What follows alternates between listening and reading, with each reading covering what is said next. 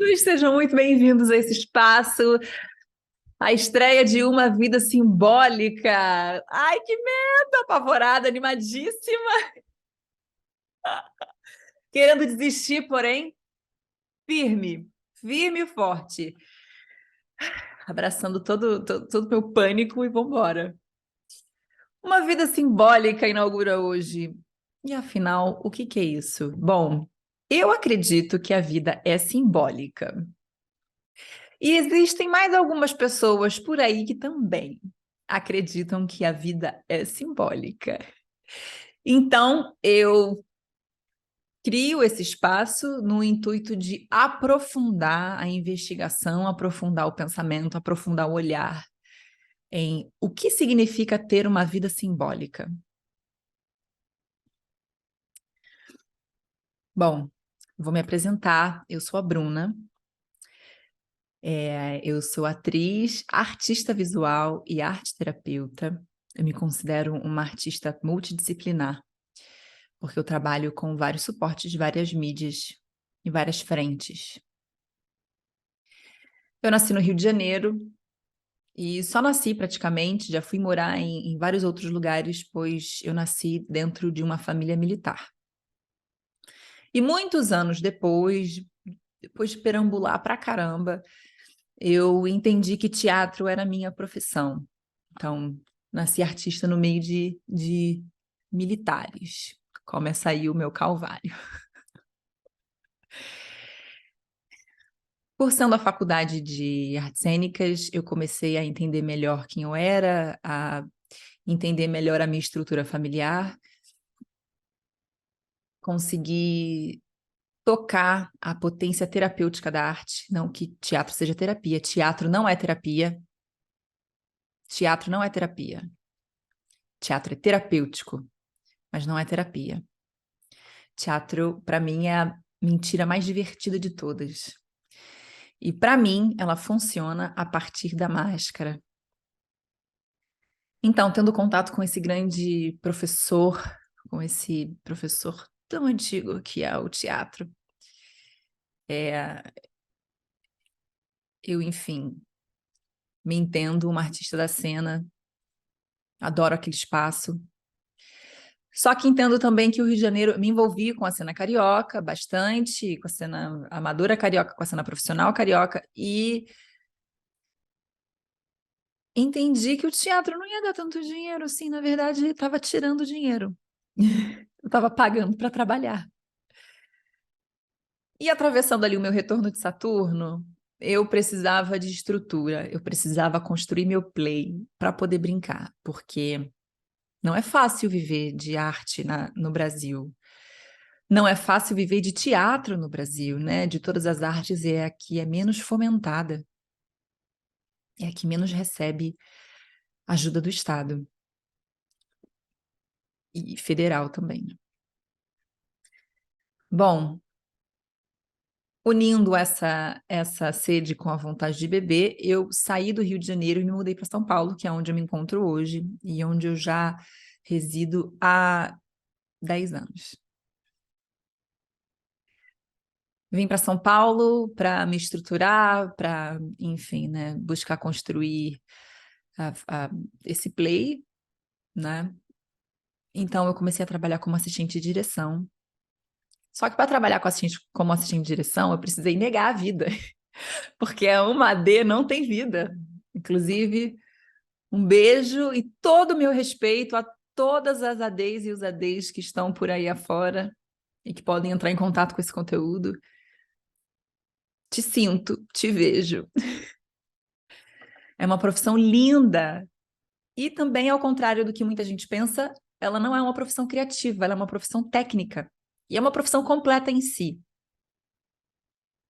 É muito potente e muito necessária dentro de um set de filmagem. E muito exigida, né? Não é uma profissão criativa, então, enfim, fiquei ali nesse fazer técnico, descobrindo como transformar um roteiro que está num papel em filme, na TV ou no cinema. super precioso acompanhar esse processo. Porém, minha vida criativa estava abafada, inexistente. E o meu corpo me cobrou. Eu desmaiei num set de filmagem, caí dura no chão e fui parar numa fisioterapeuta, enfim, com um torcicolo horroroso.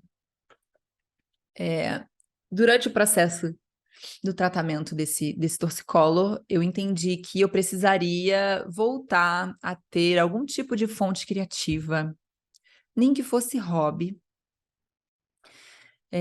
para me integrar melhor, para existir melhor, para ter mais saúde física e mental.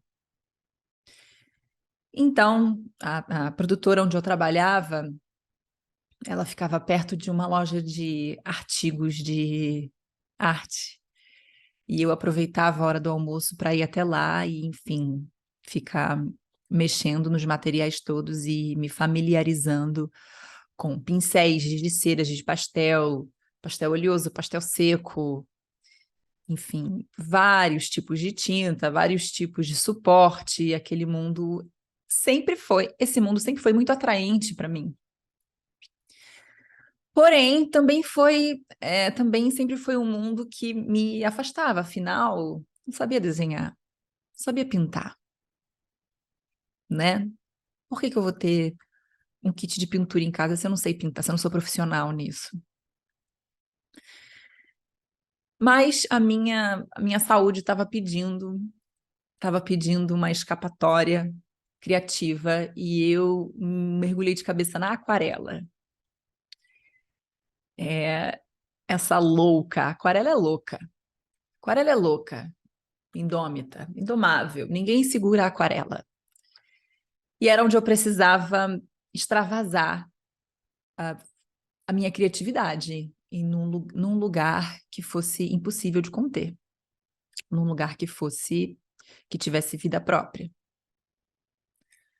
num lugar sem regra. E a aquarela é bem sem regra. Então, passei um tempo pintando nas madrugadas. Eu usava os textos que eu já tinha escrito, porque eu já escrevia no Rio de Janeiro. Em São Paulo eu também escrevia, mas de uma forma um pouco menos frequente. Sempre gostei de escrever haikai e contos e crônicas, né? Eu nunca tive fôlego para escritas mais longas. Então, eu comecei a criar imagens para as coisas que eu escrevia, imagens para letras de música. E assim fui nas madrugadas, que era o tempo que eu tinha. Amava sexta-feira à noite, porque era a madrugada que eu podia entrar quando não tinha que filmar no sábado, era um dia de folga. Bom, assim fui como uma autodidata, fui me desenvolvendo e fui desenvolvendo arte visual. Através de tutoriais no YouTube, enfim, fui me envolvendo cada vez mais com esse fazer, com essa prática, e ela foi me mantendo equilibrada, foi me trazendo saúde, foi me trazendo respiro, me trazendo alívio. Até que, ai meu Deus, eu recebi um chamado para cursar, fazer uma pós-graduação em arte-terapia. E foi um chamado que eu neguei com muita força, porque um preconceito do caramba, arte-terapia, que nomezinho, cara, que nomezinho. Porém, o chamado ficou ali, ficou batendo na minha porta, ficou, enfim, me pentelhando que nem um pica-pau ali, arte-terapia, arte-terapia. E eu me fazendo de louca, sem querer olhar para aquilo muito bem, né? Falando, tá, tenho muitos chamados na minha vida, por que que você é especial? Me inscrevi duas, três. Na quarta vez, eu efetivei a matrícula e comecei o curso. Eu precisei de 4 vezes ao longo dos anos. Precisei desse quadrado para estruturar, de fato, a minha fagulha inicial. E topar essa aventura, que era unir o fazer artístico com a análise, pois eu estava dentro de uma escola junguiana. E a arte-terapia está no guarda-chuva da terapia. Bom, conhecendo Jung, eu fui apresentada ao mundo simbólico. Eu fui apresentada ao mundo do inconsciente. E esse é desses encontros que não dá para desver, não dá para fingir que não viu, não dá para fingir que não existe mais, uma vez que você sabe que o inconsciente é 97% da sua totalidade. Só 3% é a ponta do iceberg, só 3% faz parte do seu racional. O resto é inconsciente. Como assim?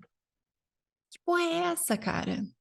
Então quer dizer que metade da minha vida está embaixo d'água? Mais da metade da minha vida, quase 100% da minha vida está embaixo d'água, só tem um pedacinho para fora, liderando o racional, que é esse ego, que é essa pontinha racional dizendo pela direita ou pela esquerda. E mesmo assim, né, usando os 5 sentidos para se mover no mundo. Mas quem influencia esse racional é o inconsciente. Eu fiquei passada com essa informação, né? Eu sempre tive um olhar analítico sobre a vida. Eu sempre me interessei por comportamento humano, sempre me interessei pela a raiz das ações, a raiz das reações. Eu sempre tive naturalmente um olhar curioso para isso. Então fez sentido eu estar ali. E eu aceitei estar ali. Não aceitei ser arte-terapeuta, mas aceitei estar ali. Sempre tive um embate muito agudo com a palavra arte-terapia, e ainda tenho. Atravessando o curso, dentro de pandemia, fora e dentro de pandemia, enfim, começando a atender, fazendo muita supervisão, trocando com outras pessoas sobre... Eu fui só renovando as minhas perguntas, eu fui achando mais pergunta do que resposta. E fui atualizando as perguntas que eu já tinha em relação ao estar viva, em relação ao estar operando no mundo. O que eu vim fazer aqui? O que todos nós viemos fazer aqui? E tem gente que dorme bem sem saber. Tem gente que acha que é isso, gente, é acordar, fazer teu rolê e vai dormir, acabou. Morreu, acabou. E tá tudo certo. Talvez essas pessoas durmam melhor do que eu. Eu sou uma insone. Eu me sinto assombrada por essas perguntas.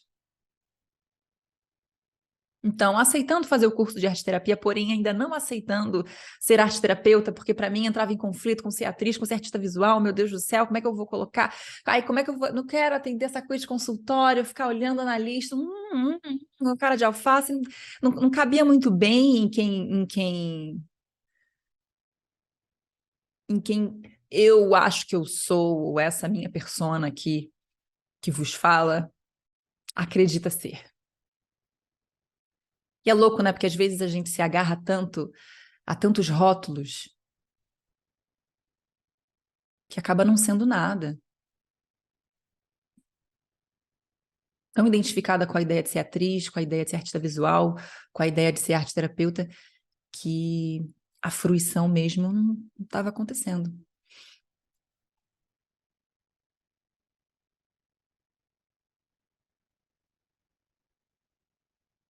Crises, muitas crises. Bom, conforme essas perguntas foram sendo erguidas, eu entendo que a arte-terapia ela é uma função, ela é uma ferramenta muito jovem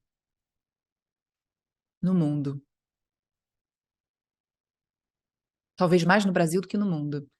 Mas ela é muito recente. Então, o que há de material aí ainda não é capaz de sanar a minha pergunta. O que é arte-terapia? Afinal de contas, o que é arte-terapia? E é movida por essa pergunta que eu crio esse espaço. Porém, entretanto, contudo, conforme eu fui elaborando a ideia de ter esse espaço, esse canal, esse videocast, esse podcast, conteúdos associativos, não é? Foram se magnetizando e foram se aproximando e colando em mim como um belo imã. Eu não me interesso só pelo que é arte-terapia. Eu me interesso pelos grandes temas da alma. A arte-terapia, ela me ajuda a navegar nesse lugar. Jung me ajuda a navegar nesse lugar. Mas não é suficiente.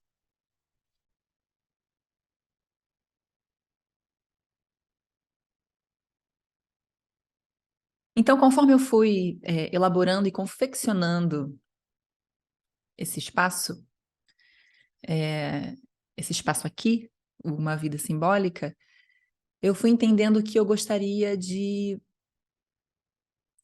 entender melhor o que é enxergar a vida como simbólica.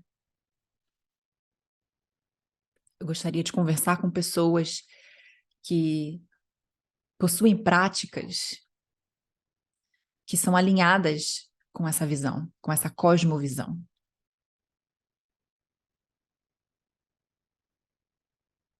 Pessoas incríveis que cruzaram meu caminho e que me ajudaram a forjar essa lente para o mundo. Porque a vida é multifacetada. A vida é um diamante multifacetado. E me parece que estamos sempre olhando para a mesma coisa, só que de pontos de vista diferentes. E eu gostaria de agregar olhares, agregar lentes sobre essa mesma coisa.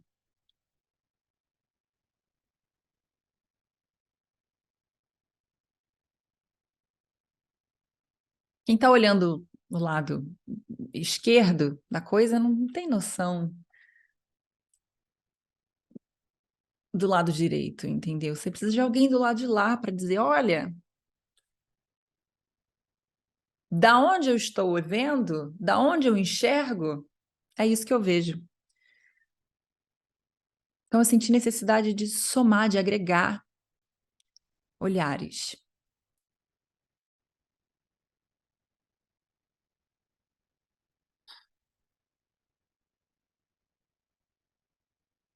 Eu não busco dizer como as pessoas precisam viver suas vidas, como as pessoas precisam enxergar os seus problemas. Eu só posso falar de onde eu tô. Cada um sabe de si, cada um sabe onde o calo aperta, cada um sabe quais são as decisões e os sims que precisam dizer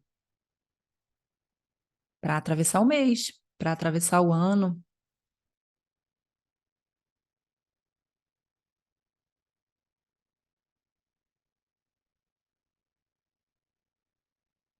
E é nesse lugar, desses grandes temas, é nesse lugar simbólico onde eu descanso a minha reflexão,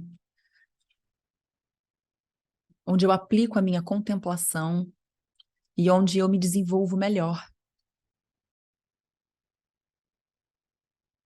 É onde a minha saúde está, a minha saúde física e a minha saúde mental. Mental, portanto, física.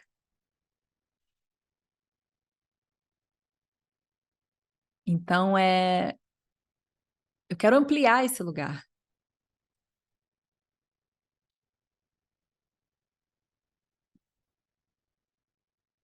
E é por isso que eu estou aqui, morrendo de medo, apavorada e animadíssima. Afinal, o que não dá frio na barriga não vale a pena, né, gente? Tem que ter frio na barriga, tem que ter tesão. Como diz Nelson Rodrigues, sem tesão não dá nem para chupar um picolé.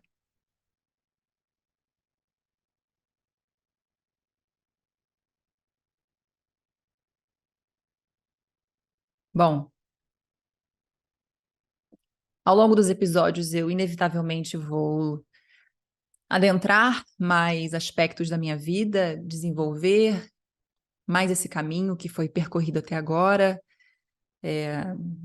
Enfim, fatalmente falarei sobre as práticas que cruzaram o meu caminho, as formações que cruzaram o meu caminho, e estou ansiosa por isso. Estou ansiosa por ouvir, desenvolver a escuta e compartilhar um pouco do que já aconteceu por aqui e um pouco dessa cosmovisão. Fica aí o convite para você que me ouviu até agora. Fica aí o convite para você acompanhar. Pode ser que surja uma fagulha de inspiração em você a partir do que será dito aqui, né? Pode ser que surja uma ideia, pode ser que surja uma sincronicidade na sua vida e você abra o olhar para a simbologia da vida. Quem sabe? E pode ser bem divertido.